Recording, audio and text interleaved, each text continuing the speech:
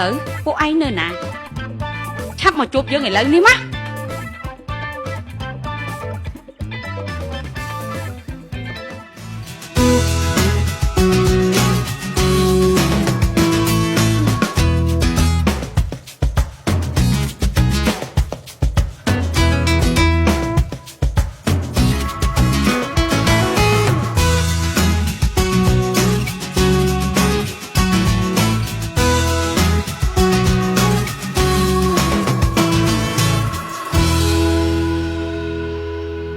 cô ấy miên màn cá mến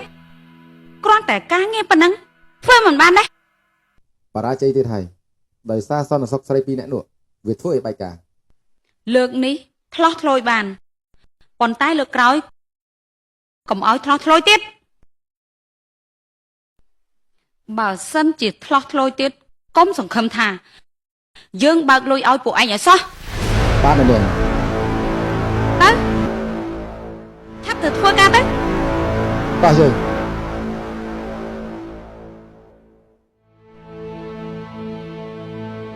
សុំទោសផងបងនិយមអូនរវល់ការងារខ្លាំងណាស់នៅពេលដែលអូនទំនេរអូននឹងទៅជួបបងអូនដឹងថាបងពិត